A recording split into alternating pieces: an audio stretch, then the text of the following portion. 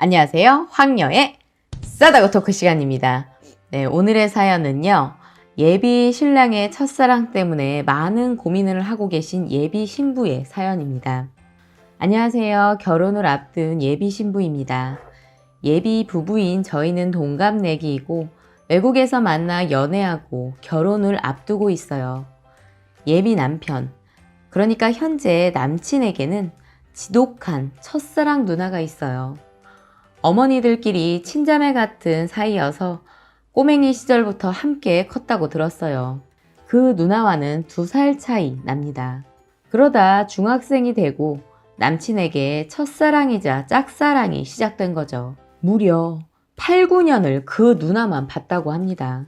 그 누나는 관심도 없고 다른 남친들 있었고요.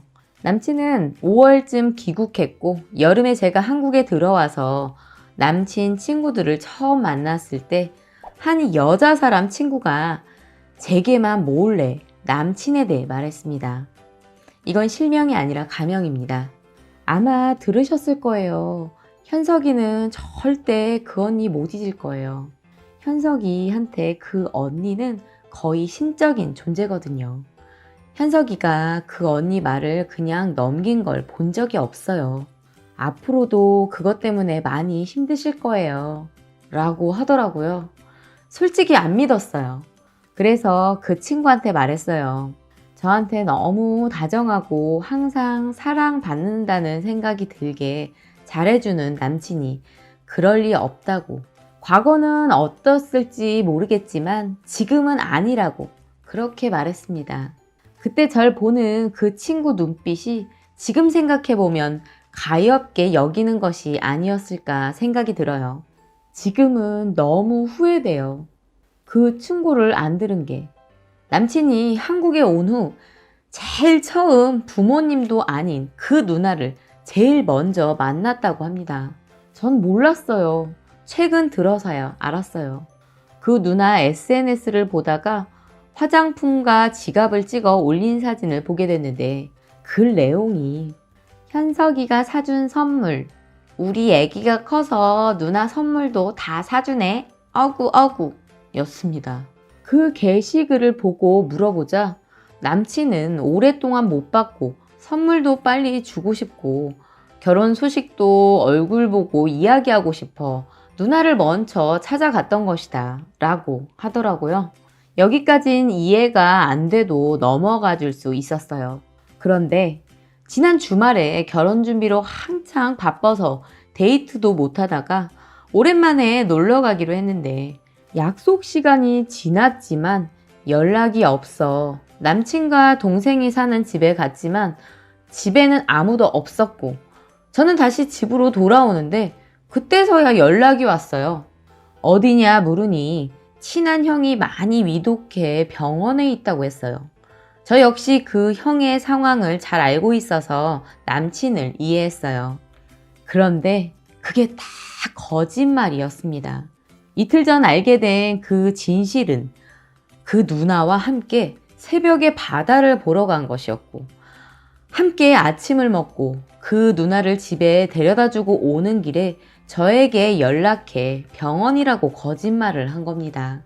그 아픈 사람을 팔아가며 거짓말을 했어야 했냐 하니 누나와 본인은 친남매와 같으며 누나도 내가 괴롭고 힘들 때 언제든 달려와 주는데 해외에 있을 때 몸도 마음도 지쳐 울며 전화하니 바로 이틀 뒤 왔다고 하더라고요. 힘든 상황에 누나를 외면하는 것도 어렵고 둘의 관계와 상황을 제가 이해할 수 없을까봐 짧은 생각에서 나온 거짓말이라고 했습니다. 저는 그 일로 남친에게 잠시 생각할 시간이 필요하다 했고 남친은 정말 절 사랑한다. 누나는 그냥 누나일 뿐이다 라고 하는데 이게 정말 그냥 누나인가요? 저는 그냥 누나가 아니라고 생각이 드는데 저만 그렇게 생각하는 걸까요? 라고 사연을 올려주셨습니다. 오늘의 사연 여기까지였고요. 여러분들의 생각이나 느낀 점이 있다면 댓글로 표현해 보시기 바랍니다. 안녕하세요. 황녀의 싸다고 토크 시간입니다. 네, 오늘의 사연은요. 왜 백년손님은 사위만 돼야 하는 거죠? 사돈에게 죄송하다는 톡을 보내신 엄마라는 제목으로 사연이 올라왔습니다. 결혼 3년 차에 맞벌이하고 애가 아직 없는 부부이며 반반 결혼에 시댁 지원 없었습니다. 시댁 방문은 생신, 명절, 어버이날 방문 외에 비정기적인 만남 드물게 있고 안부 전화는 일절 안 합니다. 물론 남편도 저희 부모님께 안부 전화 안 하고요. 명절 때는 친정, 시댁 번갈아서 먼저 가거나 아예 부부 해외여행을 갑니다. 해외여행 가는 경우에는 명절 전후로 따로 찾아뵙습니다. 제사는 친정은 없고 시댁에는 명절 제외 연일에 있는데 직장 생활을 하다 보니 평일 밤에 피곤하고 그래서 남편만 보냅니다. 첫 제사 때는 도의상 참석해서 앉아있다가 절만 했습니다. 이후는 계속 갈 마음이 없습니다. 시댁 방문하면 요리, 설거지 이런 거 전혀 안 하고 시어머니가 식사 준비하시면 후에 그릇 놓는 정도는 남편과 함께 합니다. 남편도 친정 가면 그 정도 합니다. 남편이 저보다 성격이 좀 더 싹싹한 편인데 백년손님인 사위가 싹싹하니 저희 부모님이 너무 좋아하십니다.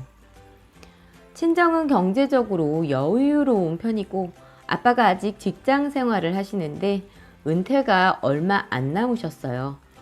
일단 수입이 많으셔서 친정에 가면 거의 얻어먹는 편이고 사드린다 하면 후에 은퇴하면 사달라고 하시며 한사코 사주십니다.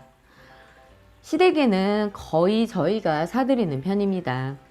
대형 가전부터 몇 번 바꿔드렸습니다. 이에 대해 불만은 전혀 없고 시댁 같은 경우는 시부모님이 사달라고 하셔서 사드리는 게 아니라 그냥 그게 예의라 생각해서 저희가 자진해서 금전적인 부담하고 그러는 편입니다. 노후 준비는 되어 있으시다고 하십니다. 시부모님은 제 앞에서 며느리의 행동에 대한 불만을 토로하시거나 터치는 일절 없으시고 결혼 초에는 며느리의 도리 운운하시며 그럴 기미가 조금 보였으나 남편이 나서서 전부 제지해주고 세게 나갔더니 그 후부터는 안 그러십니다. 옛날 분들이라 며느리 도리가 당연함이라고 생각하시는 분들이고 약간의 불화 정도는 가지고 계실 거고요. 그렇다고 안 좋으신 분들이 아니라 좋으신 분들입니다.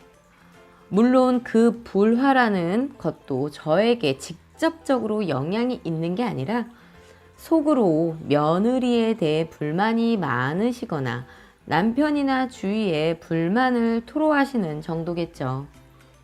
시부모님 마음에는 안 드는 며느리일지 모르겠지만 전 제가 잘못을 하고 있다는 생각을 하지 않습니다. 자식된 최소한의 도리는 하고 살고 있다 생각하는데요. 올해 추석도 해외여행을 다녀와서 얼마 전에 친정 다녀왔는데 엄마가 설거지하고 있는데 저는 TV 보고 있으니까 엄마가 저보고 너 그래도 시댁 가면 설거지는 잘 하지? 라고 하시더라고요. 그래서 제가 엄마 보고 설거지하기 싫으면 놔두라고 내가 하겠다고 했고 시댁 가면 내가 손님인데 설거지를 왜 하냐고 하면서 그럼 엄마도 사위한테 설거지 시키던가 하라고 말했습니다. 그랬더니 저희 엄마가 아이고 사위한테 어떻게 설거지를 시켜 라고 하시네요. 그러면서 그러면 시댁 가서 지금까지 설거지를 한 번도 안 했단 말이야? 하시면서 사돈한테 죄송해서 어쩌냐고 하시길래 뭐가 죄송하냐고 사위랑 며느리가 왜 다르냐고 원론적인 얘기들을 했는데 엄마가 그래 알았다 라고 하셨는데 솔직히 이해는 별로 못하신 것 같더라고요. 어쨌든 저희 엄마도 옛날 분이라 이거죠. 그리고 말하다가 또 알게 된 사실인데 작년 명절 때 친정에 먼저 왔더니 엄마가 사돈한테 저희 딸이 시댁에 잘 못해서 죄송합니다 라는 카톡을 하셨더라고요. 그리고 회신이 괜찮아요. 우리 며느리가 무슨 생각이 있겠죠 라고 왔다고 훈훈하게 끝났다고 하시네요. 여기서 무슨 생각이 있겠죠 라는 건 명절 때 친정 먼저 가는 건 분명히 잘못된 행동이지만 며느리가 뭔 생각이 있어서 그럴 거라 생각하고 넓은 아량으로 이해하겠다. 뭐 이런 거네요. 참 훈훈하네요. 이번 설거지 사건으로 제가 엄마한테 침 튀겨가며 설명해서 엄마가 알았다고 해서 망정이지. 아니면 시댁 가서 설거지 안 했다고 또 죄송하단 카톡 보내셨을 것 같아요. 아니, 앞에서는 알았다고 하고 또 죄송하다는 카톡 보냈을 수도 있. 엄마한테 제발 그러지 말라고 잘못한 게 아닌데 잘못했다 하면 그게 정말 잘못된 줄 안다고 그랬는데 알겠다고는 하셨는데 글쎄요. 어르신들 마음이 쉽게 변하기는 힘든가 봅니다. 저는 남편도 잘 만나고 시부모님도 나름 잘 만나서 시댁 스트레스 전혀 없이 살고 있다고 생각하는데요. 그런데 그게 반대로 시부모님이 며느리 스트레스를 받으며 살고 계신 것 같네요. 며느리한테 불만은 많은데 뭐라 하지 못하는? 왜 세상이 이렇게 바뀌고 있을까라고 생각하고 계실까요? 며느리를 정말 백년 손님으로 생각하는 시부모님들도 있다고 하시는데요. 저와 제 시부모님의 관계는 이런 식으로 계속 불편함과 불만 속에서 아슬아슬하게 이어지겠죠. 겉으로만 하하호호 화기애 훈훈하면서 저희 친정 엄마의 죄송하다라는 카톡을 보고 시어머니는 많은 생각을 하셨겠죠. 저도 많은 생각을 하게 되는 날이네요 라고 사연을 올려주셨습니다. 오늘의 사연 여기까지였고요. 여러분들의 사연이나 제보가 있으시다면 많은 참여 부탁드리겠습니다. 안녕하세요. 황녀의 싸다고 토크 시간입니다. 네, 오늘의 사연은요.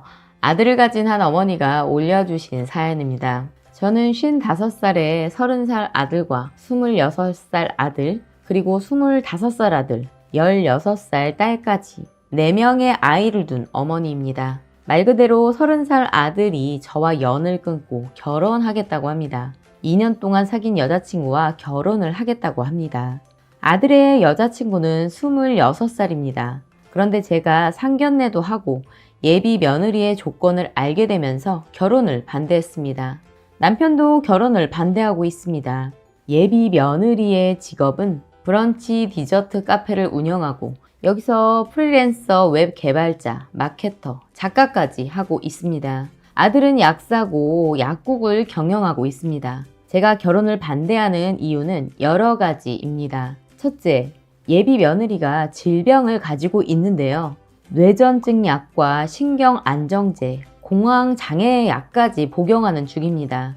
교통사고로 인해 다리 한쪽이 불편합니다. 둘째, 예비 며느리의 가정 형편인데요. 어머니는 어렸을 때 돌아가셨고 아버지는 성인이 얼마 안 되어 돌아가셨습니다.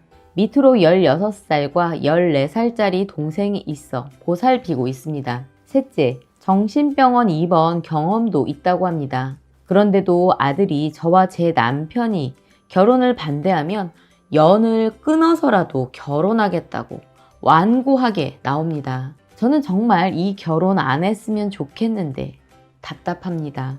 아들이 지금 저와 남편과 연락이 끊긴 상황이고요. 정말로 저와 얘기를 하든 말든 결혼을 하려고 굳게 마음먹은 상황입니다.